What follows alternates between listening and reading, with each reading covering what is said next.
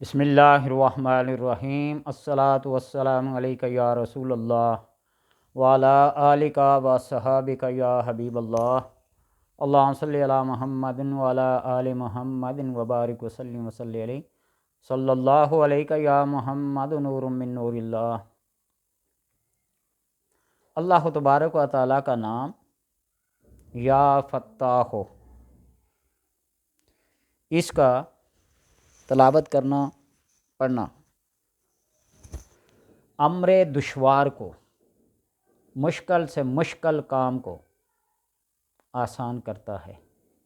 مقدمات میں فتوحات حاصل کرنے کے لیے یا مقدمات کے علاوہ فتوحات سے مراد یہ ہے کہ علم لدنی اور اس سے متعلقہ جتنی بھی اللہ تبارک و تعالیٰ کی نعمتیں ہیں ان کو پانے کے لیے، تھوڑی سی چیز کے اندر برکت ڈالنے کے لیے اس اسم کا پڑھنا بہت نافع اور اچھا ہے۔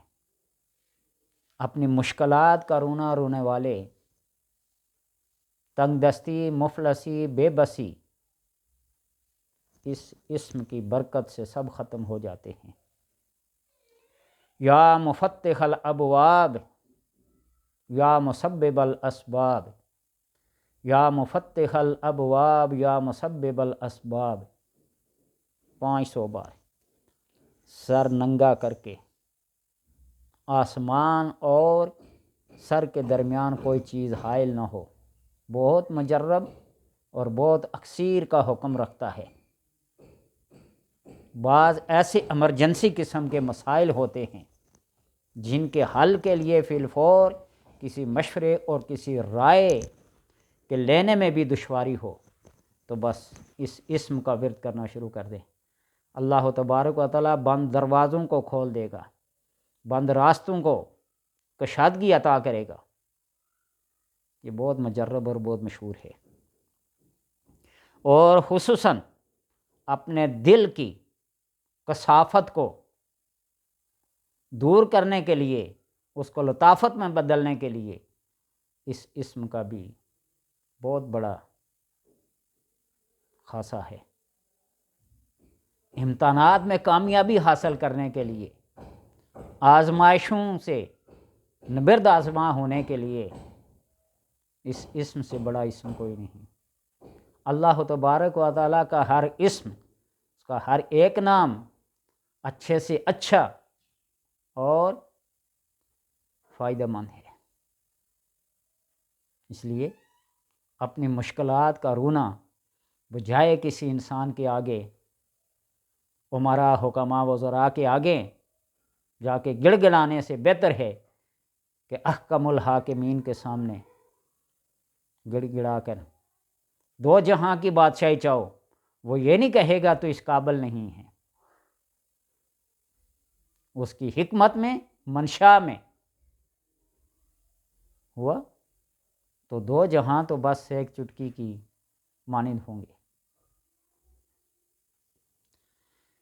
اور شیخ بونی علیہ رحمہ فرماتے ہیں کہ یہ اسم سالکوں کے لیے، سالک شرعیت اور طریقت کی تعلیمات دینے والا، ایک راستے پہ چلانے والا، اس کو کہتے ہیں۔ ولایت کی مختلف اقسام ہیں، ان میں سے سب سے جو ودیع قسم ہے، اعلیٰ قسم ہے، وہ سالک ہے، جس کی نظر میں شرعیت پہلے اور طریقت دوسرے نمبر پہ۔ ان لوگوں کے لیے اس اسم کا پڑھنا بہت ضروری ہے۔ ابواب فتح و نصرت کشادہ فرما دے گا اللہ تبارک و تعالی۔ اور جو شخص 2 رکعت نماز ادا کرنے کے بعد اول آخر رکعت میں بعد فاتحہ کے سورہ یاسین پڑھے، اور اگر ہو سکے ممکن تو سورہ ملک دوسری رکعت میں پڑھے۔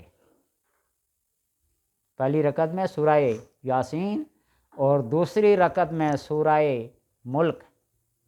سورہ ملک کی بہت بڑی فضیلت آئی ہے۔ سورہ یاسین کی ہر ایک سورت کی اپنی اپنی جگہ پہ بڑی فضیلتیں ہیں، لیکن اگر نمازوں میں یہ پڑھی جائے تو اللہ تبارک و تعالیٰ اس کو کبھی ناکام اور نامراد نہیں کرتا۔ یہ کرم کے فیصلے ہیں۔ اللہ تبارک و تعالیٰ کسی بندے پہ جب اپنے کرم کے دروازے کھولتا ہے نا، وہ کسی سے پوچھتا نہیں ہے۔ ایک عرصہ لمبا 20 سال 25 سال بلکہ اس سے بھی زائد آپ اسی مالک کائنات کے اوپر یقین کریں کہ تہجد میں بھی سر رگڑ رگڑ کے، ناک رگڑ رگڑ کے، التجائے کر کر کے کچھ حاصل نہ ہوا، اور اللہ نے جب اپنے کرم کا دروازہ کھولا نا، یہ تحدیث نعمت کے طور پہ بیان کر رہا ہوں، تو آج تہجد میں پہلی رکعت میں سورہ یاسین، دوسری میں سورہ ملک، تیسری رکعت میں سورہ مزمل، اور چوتھی رکعت میں سورہ والضحیٰ اپنی ایک شوق ہے، ذوق ہے۔ اور اگر صرف مختصر 2 رکعتیں پڑھوں تو پہلی رکعت میں سورہ ملک اور دوسری میں سورہ مزمل، یہ معمول ہے۔ اس کے بغیر اگر کہیں تہجد کی نماز ادا کرو تو ایسے ہی لگتا ہے کہ بس مختصر سے سجدہ کیا ہے۔ حافظ قرآن ہونا نا اللہ کی بہت بڑی نعمت ہے، عالم دین ہونا اس سے بھی بڑی نعمت ہے، متقی اور پرہیزگار ہونا اس سے بھی بڑی نعمت ہے۔ تو اس لیے ان 2 رکعتوں میں سورہ یاسین اور سورہ ملک پڑھی جائے، پہلی میں سورہ یاسین اور دوسری میں سورہ ملک پڑھی جائے، اور اس کے بعد 489 499 مرتبہ 99 مرتبہ یا فتاح کو پڑھے، تمام مشکلات آسان ہوں اور اس کی ہر حاجت غائب سے پوری ہو۔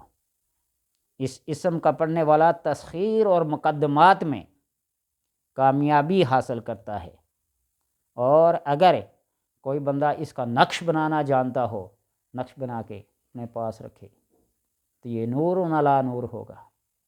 اللہ تبارک و تعالیٰ سے دعا ہے کہ اپنے اسماء حسنہ کی اور اپنی مقدس کلام کی تلاوت کی ہر انسان کو اللہ تبارک و تعالیٰ توفیق بخشے۔ سوائے اس کی توفیق کے یہ نعمت حاصل کرنا ناممکن تو نہیں ہے، لیکن مشکل ضرور ہے۔ اللہ تبارک و تعالیٰ ہر ایک کے حال پر اپنا رحم و کرم کرے۔